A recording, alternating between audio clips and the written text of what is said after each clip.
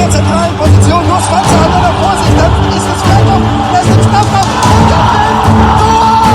Tor! Für die Frankfurter Eintracht, 5:1, herrlich! Hi and welcome to yet another episode of the German Fußball Podcast, and we are still here, albeit in different locations, Dad, and you are home, actually, for a bit to recharge ahead of a busy week ahead for you. Absolutely. I had this weekend off. I did 8 Premier League games before that, and this weekend off, but it's starting all over again this week with 2, which in German calls the Englische Woche. So they call, when there are midweek games, they're calling the English week. So I'm doing Leeds. I'm going to Leeds, Everton, and they're doing City against Forest on Wednesday. And then as the weekend, we go all again. So it was great to have a days off, but you know me well. I've seen a lot of games and I had a particular chance now to see many German games, and there were some funny and interesting games to follow. There certainly were. Goals there is all the time, chances, insane performances. I guess on the topic of insane performances, impressive performances, we had a Sommer in goal who you had discussed on the YouTube channel about his potential links to United. It seems like there are no players who are not being linked to United, including Kevin Trapp, and we'll get to Eintracht Frankfurt later. Nagelsmann was a bit unhappy how deep Gladbach were. I think Farke acknowledged that, yeah, we were deep, but that's how it's going to be if you're going to get a result at the Allianz Arena. Are Nagelsmann's claims, are they valid? Do you feel sorry for him? How do we approach a statement like that?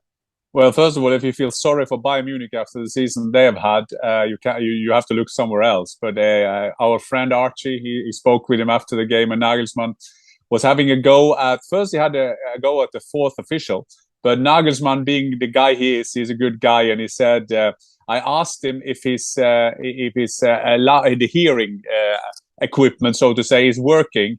And then he said on his own behalf that, of course, an asshole question, Arschloch Frage, asshole question from me. And then he left Archie in the interviews, and he said, well, I probably will be suspended now. I don't think that will happen, because there was in the moment after the game, he was disappointed. The funny thing is, Marcus, that football, I mean, you know, and I think real footballers, we are not very up to all the stats there is around. I'm more into historic stats. And the historic stats is that it's unbelievable, the last 10 games, that Gladbach, not being the best team in Germany by far, but they've been in Champions League a couple of occasions, but Bayern Munich been so dominant, but still they have trouble with Borussia Mönchengladbach. And after the game, Thomas Müller was asked, is this your Angstgegner? That is so the gifted opposition that you don't want to play. And I think the analysis of Thomas Müller was quite good, because he said when he saw how many chances we created, it's not a matter of having angst or be afraid of them. But as you were saying, Marcus, Yann Sommer had one of those games. You just felt there was no chance that there would be no goals anyway, because he was on fire. And just for halftime, Thuram made 1-0 for Gladbach. Upamecano doing a mistake. Yeah, what is he? I was trying to see as a defender what he was trying to do. Was he trying to be clever and pass it back? I don't think Upamecano knows either. I mean, that is the risk, and that is a weakness of Upamecano. He has sometimes these suddenly things he's doing. But having said that, and I think that is interesting to see, that goal was not finished. It was not like Upamecano did a mistake and then Thuram said, thank you very much. Thuram was actually running with it for 50 meters. And then if you have a look at this, whatever you want to see it, he then goes 1-1 against Manuel Neuer, who is still one of the best goalkeepers in the world. And Thuram is doing something quite that I, as a former striker, love to see. He goes like left, but he has decided that he's going to play the ball the other way. So I have my Übersteiger. I did my turnover thing. So I did it a bit more complicated. But what Thuram is doing then, he's tempting Neuer to go right. And even Neuer went on that trick, and then he scored at 1-0. they had so many chances, Bayern, to get equalized. I think Leroy Sané was excellent. VAR was not excellent for Bayern. I think that the VAR goal not giving to Mané, I think that a little bit doubtful. They took it out because apparently a Bayern player was kind of taking away the sight of Sommer. But Sommer was on fire, Marcus. You've seen the highlights of this game, and he was on fire. And he is that kind of goalkeeper. He's not the tallest, but he is on the line, and as a reader of the game, he is one of the best around. And that was Yann Sommer on fire. At the end, like 6-7 minutes before the end, they put Musiala on. Musiala has been maybe the best player in the Bundesliga in the start of the season. The young Bambi, he's unbelievable what he can do with his tiny, fragile body. He's so strong, but he came on, made a good assist to Leroy Sané, then finally deservedly got his goal. Yes, indeed they did. I mean, Sommer beat the record, I believe, for most saves during a Bundesliga game since those stats were recorded. But interesting also to see if this, what kind of indicator this is of Gladbach's season after a disappointing season last season, whether they are back competing for Champions League spots. It'll be interesting to see. Let's they just look like go... a team. Just say, Marcus, Gladbach looked like a team. They didn't look like a team last season. And I think that was Farke has made them. We know he loves his ball possession. He knows to keep the ball. And they are clever. Yes, of course they have to park the bus. But that is something misunderstood. Yes. What should Farke do when you play in Bayern? It's not like you're parking the bus. It's like you're coming to Allianz Arena with your bus, and Bayern tell you where to park, because they are so good that there is no chance that you can get out of prison, so to say. So I think Farke did well, and Gladbach could be one of the outsiders to the top 4 positions in the Bundesliga. They certainly will, and we touched upon that in the preview as to why they went for Farke, and you can hear that on our YouTube channel. Let's just go to the game we want to talk about, because I sat down and I had the Eintracht Werder Bremen game in sight, and it started off just incredibly well because you had Mario Götze with a goal, and then suddenly Werder Bremen were back 2-1. I think the smallest guy on the field scored that 2-1 goal, and then Eintracht fought themselves back into it. Looked like the Eintracht Frankfurt team that all of Europe fell in love with, and despite yet another attempt of a late minute surge by Werder Bremen, they held off. What is there to say about Eintracht Frankfurt's performance and how they can develop and perform for the rest of the season? Because it was a convincing performance from Eintracht. Yeah, and we have to start with a fact. The fact is that was the first loss of Werder Bremen, newly promoted. They beat Dortmund 3-2 in that unbelievable game in Signal Iduna Park, the last round, and this was the first 3-pointer for Eintracht Frankfurt. It was very needed. You know how it is in a club. I do a column in a German paper, Bild, and we were speaking about this, and I said to them, if they think that Eintracht is in a crisis now, Krisestimmung, crisis atmosphere at Bayern, at the Eintracht, I said then they should go to the English language to try to get some other words, because remember, they're winning the Europa League, coming back, they play Magdeburg, do their stuff, then they play Bayern, get hammered at home, hammered. I mean, Bayern on fire. Then they go Real Madrid. I mean, then that was okay. Real Madrid did what they had to do, winning the trophy in Helsinki with that Super Cup. But Eintracht, can you imagine this team coming from nowhere and then playing Bayern and Real Madrid Super Cup? They're celebrating kind of thing. And yes, so this was an important win for them. Got them back on the track. There was some good performances in there with Lindström, the Dane. You would love a good chip, though. How nice was that? Oh yeah, but he's one of those players. He came from Brøndby. When they took him, it was very instrumental for Brøndby. This is that kind of market where Frankfurt needs to get the players. But I think, talking about getting in love, I mean, everybody that have seen and followed the career of Mario Götze, I mean, you have to love that. He was the darling of the nation. He was on all cover of all magazine. All girls and boys loved him. Yeah. And then, of course, doing that winner, which will make him legendary for the rest of his life in the World Cup final in Brazil, scoring that volley when Joachim Löw told him when he get on, say, go on and be historical. Just show that you're better than Messi, which is not a bad thing. Mate.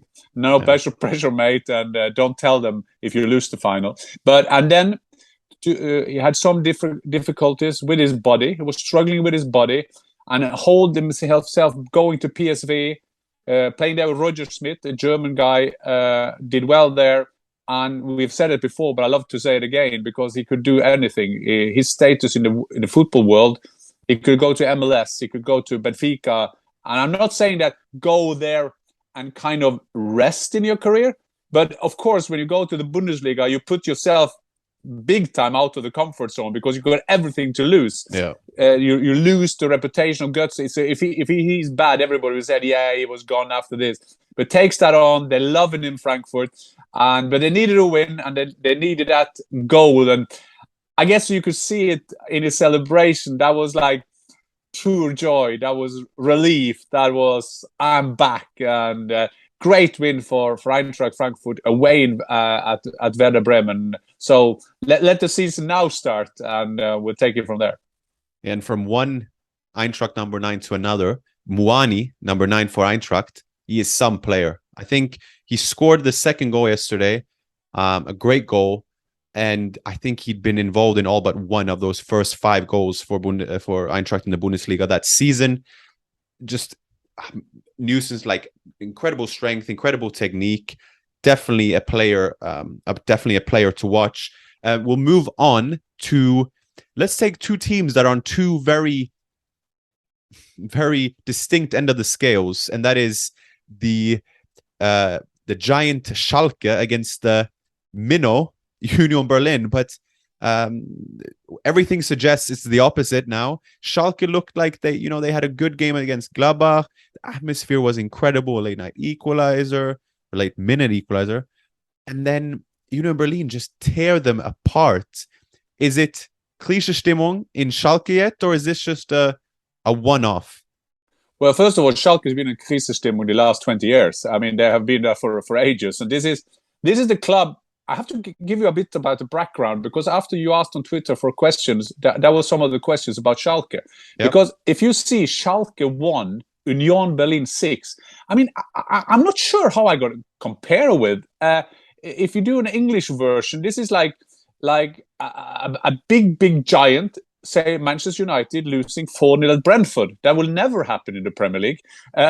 Yes, it will. Exactly. But Schalke is not only a football club, and I'm not using the cliche of more than a football club, but Schalke, it's been for ages the number 1. This is the club that was the working club. This is from Gelsenkirchen. They have been a symbol of the working Germans, and they've been. But I never won the Bundesliga. They won the Bundesliga for 2 minutes till which is that should be an episode in itself. But we should have one of the role models, because they thought the game as Bayern was over, and Bayern got a free kick, and of course Patrick Andersen, of all people in the world, who have never scored more or less a goal in his life. Sorry, Patrick. He scored, and that after a journalist, I know him well, said in the stadium, "It's over. You won the league." And they were celebrating for 2.5 minutes. That is the reason I'm telling this story, Marcus, is that sums up Schalke. Yeah. Yes, they won the UEFA Cup. They had a Dutch coach called Huub Stevens. They had Rudi Assauer, a legendary manager, but they've never been consistent enough to win the league.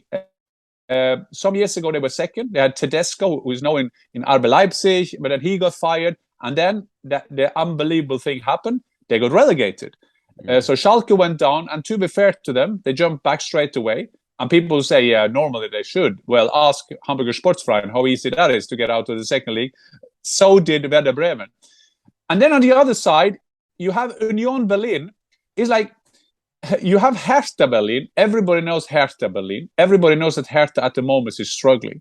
So just around the corner, on the other side of the wall, because I'm so old, I've been going through the Berlin Wall, there is a Union Berlin. It's the coziest place, Marcus, to go to. I will so recommend someone going to a football game in Germany. Go to Union Berlin. This is a familiar atmosphere outside, old statues, great kind of suburban of Berlin.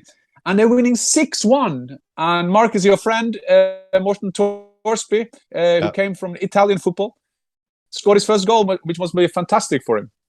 Definitely, as with the number 2 on the back to mark the Paris goal of lessening the global warming below 2 degrees. Him with a great header. And then you have Becker and Sebachu up top there who just keep on delivering. And I mean, yes, Schalke's defense, some of the situations were suspect. I mean, poor. I think they have themselves to blame for a lot of it. But still, it's not, like you said in the case of Thuram, even though they're mistakes, they're not goals that you can just dribble into an open net, far from it. And they take care of their chances. And 6-1. And now second in the Bundesliga, level on points with Bayern. I guess then 2 other title contenders. Can we say RB Leipzig is a title contender after their win? Maybe not. But you have them and Dortmund now. Are they, despite Dortmund's performance last week, are they still, should we take them seriously? If that's valid enough question. Well, I mean, to be honest, you all know that Bayern will win the league. We all know that. Agreed. We're not supposed to say that. No, we're not agreed to say that, but we would have known if we were allowed to say that. But it's just unbelievable that the main challenges now, and what I like about Freiburg and Union Berlin, they got 2 Handwerker, 2 experts, 2 great football coaches in Fischer and Streich doing well. So they're overperforming. Having said that, both Freiburg and Union Berlin has done this for a while now. Streich has been there for many, many years. But you always say that Union Berlin, this adventure got to stop. Yeah, they got into Europe. Okay, yeah, you got to stop now. Yeah, could they get into Champions League? Well, you just get that feeling. And on your back to Dortmund, but Dortmund had a good game. This was a good game, and I saw the game. I made some notes of the thing that they did in this game, and they should have won more. I got a lot of chances for them, but they won. Modest scoring, which was good. Looks like he was relieved. He needed that. Yeah, he's coming. How is it for a striker? Because obviously he's come in and it's under not peculiar, but it's under special circumstances. You know, they had Haller, and and something that's very serious but freak incident or accident happened. How is it for a striker in terms of how will he feel? Is it just getting that first goal and then you're off the mark? Is that kind of what is going through his head when he goes onto the field and then eventually scores? Yes, that first goal in a club, first goal in a season, that is so decisive. I'm thinking back and I saw the relief in his face when he scored. And I remember, because I got hammered when I came to Swindon, and I was struggling for 13 games before I got my first goal. Mm-hmm. You lose your self-confidence. Everybody will look at you, especially when you're a new player. You can't do it. And then you have the other side, is that when you score in the first game, then you're okay. Then you can go 6 without. But because you have to show that you'll take the level, and people will start, well, Modest, yeah, it was okay to do it in Cologne, but it's harder to do it by Dortmund. The fact is, as you say, Sebastian Haller, we wish him all the best for his recovery. We hope he'll be back as fit as ever. But Modest coming there, I mean, it's a dream for every striker to play for Dortmund. It's not the fact that... Well, let's put it this way. It's easier to score goals for Dortmund than a lot of the other clubs, because you've got Royce, Brandt, Bellingham. You've got so many good players, Hazard. Not taking out all their potential, but they will always give you some good assists. So that first goal is very, very important. As it was for Timo Werner, you were talking about RB Leipzig. When he scored that freaky goal from 30 meters, mm-hmm. and the goalkeeper got something happened with him, but still, who cares? Just give me that goal. And the funny thing is, and I've used this quote from Sir Alex Ferguson a couple of times, because I think he spoke directly to me and a lot of other strikers. When you are on a run, you think every new game, every new attack, you will score. You just feel there is like there's everybody knows this Selbstverständlichkeit. It's like, of course I will score. I remember when I had struggled at the beginning of the first season in Premier League. Then the second half of the season, I couldn't stop scoring. I mean, there was a cross and I tried something. Oh, it's goal. And then in the other side, and Sir Alex Ferguson described it so well, and I think he's used the phrase on a Van Nistelrooy, but he used it also for other strikers. If you go 1 or 2 games without scoring, you think, I will never score a goal again. And people will say to you, of course they will. There will be I was there, and I was like this as well. But honestly, I will never score a goal again. And then you think, everybody at every club, it's all in the direction to score a goal. So why should I be so happy that I'm scoring a goal? And so you think you will never score a goal.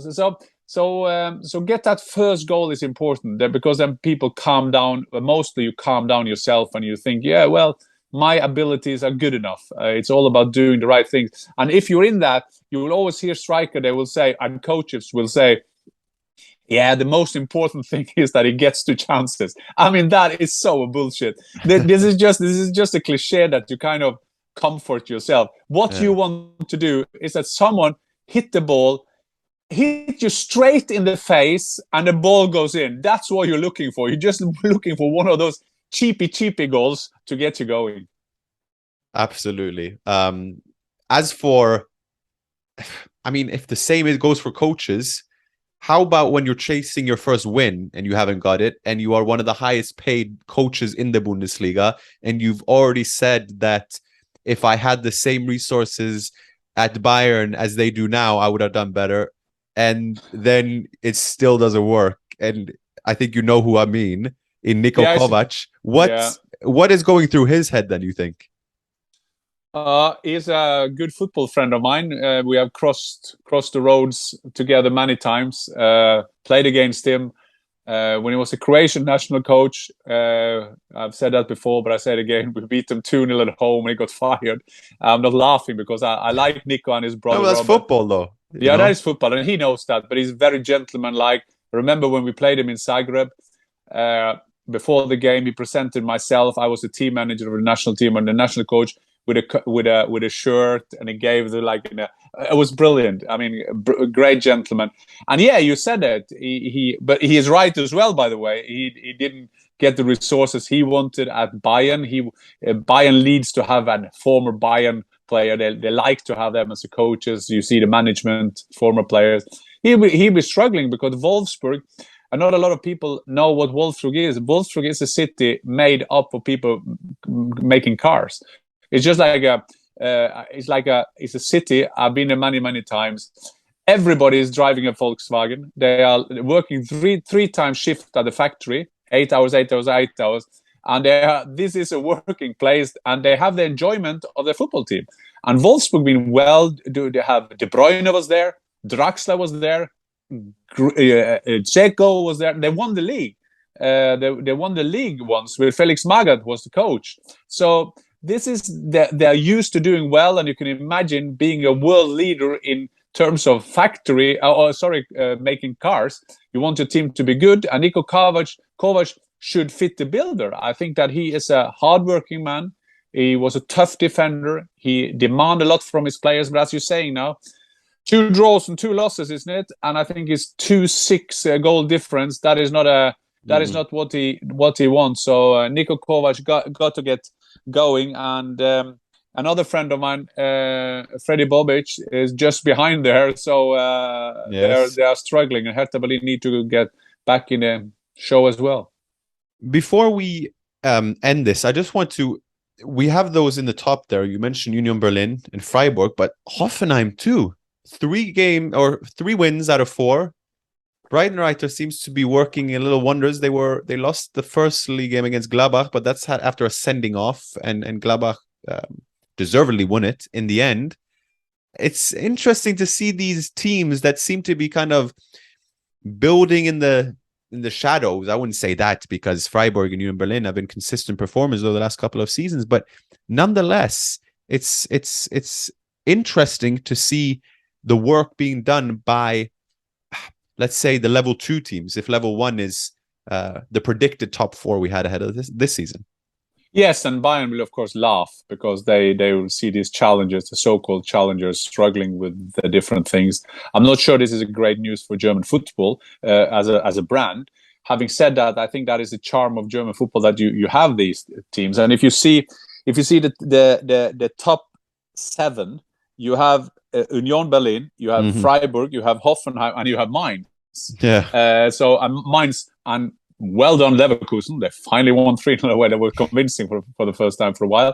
But yes, and I'm not going to use this as to tell all my friends, but when being around for many years, you kind of follow a lot of teams because you have friends in a different club. But I must say, I said it before, and I said it, Alex Rosén, the head of sport, has been in Hoffenheim for a long, long time. And I think that there were two transfers who kind of define Hoffenheim.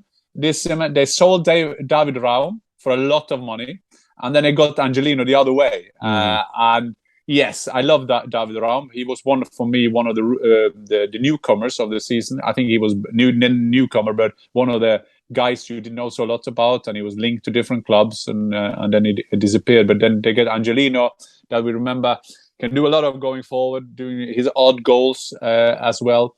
So doing a fantastic job, and it's going to be exciting around the Champions League plays, because I know Bayern still at the top, and we'll see if Union Berlin could be the challenger who finally battled down Munich. Can you imagine? Can you imagine? That would be almost was a greater story than the Leicester story. Maybe same level if they could. But... Yeah, it's a good point. Maybe it would have been bigger, because Leicester. Remember, there's. I was talking about two of the money used now. Kalajdzic, the Stuttgart striker, 6'7". That is tall. How much is that in centimeter? That is 2 meters. Well, I am 194 and I'm 6'4". Yeah, so this is getting close over to 2 meters. Oh, 2 meters. Going to be interesting to see him playing Lisandro Martinez, who has been fantastic the two last games, by the way. Been man of the match in 2 games now. But he's getting into Wolves, it seems. 80 million euro Austrian guy, had a couple of seasons ago. Fantastic. And then he had an injury, but coming back. And then Hudson-Odoi going on loan to Leverkusen. Hudson-Odoi was always linked to Bayern back in the days, but now he's going to Leverkusen. Is interesting. But what my point is that the money involved, when you compare the teams, you see a Leicester, a Fulham, a Bournemouth, they will have much, much more money than Bournemouth. And I'm not talking down Leicester, because for me, Leicester winning the Premier League, Greece winning the European Championship, I mean, that is the biggest upsets in the USA beat England in the World Cup of 1950, I guess. Or 54, and now I think it was 50. So that is the great upset. So I think we should enjoy this, and I got a feeling that Union Berlin and Freiburg, they will be around the Champions League places coming end of this season. That would be brilliant. And on the topic of Bournemouth, I'm glad those 9-0 victories only happened in the Bundesliga, as you'd mentioned on Twitter, that the Bundesliga is the only one with such high scorelines. Yeah. It could never happen in Premier League. For proving that that's not the case. No. So special shout out to them. Chelsea beating Celtic, winning 9-0 at Dundee United. Can never happen, those kind of results in the Premier League. Never ever, Marcus, that you do. But just before we finished, you are based in England, living with your mate till you find yourself, you started a new job. You have to tell people what you're going to work with. Yeah, so now I've got to borrow the lovely office of my friend's girlfriend. And so she has a very lovely, clean office. Currently in Manchester, and started a job with the PFA, the Professional Football Association.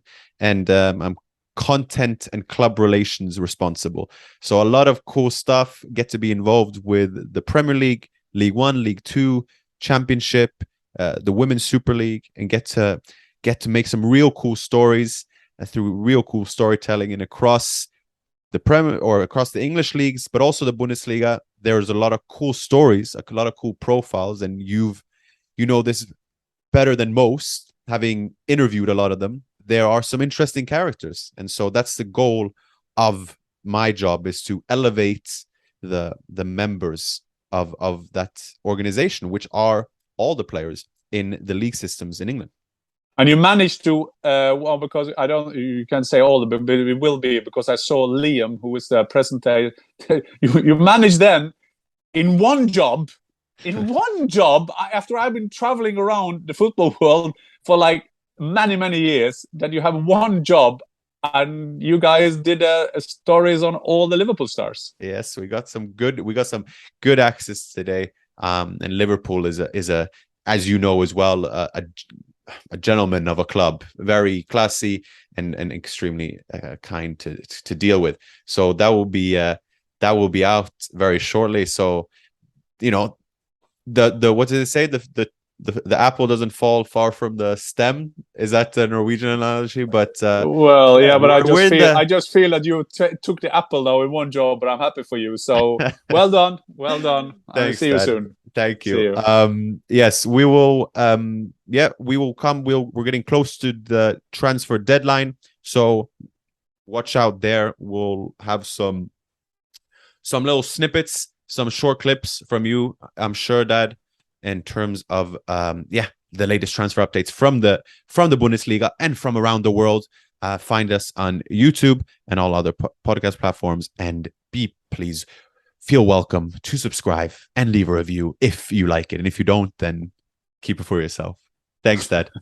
Okay, auf Wiedersehen. Thanks for watching, and please subscribe. And if you have any comments, any issues, themes that you want us to discuss, give us a comment, and we always reply to that. And if you know something that we don't know, which you probably do, just give us a shout.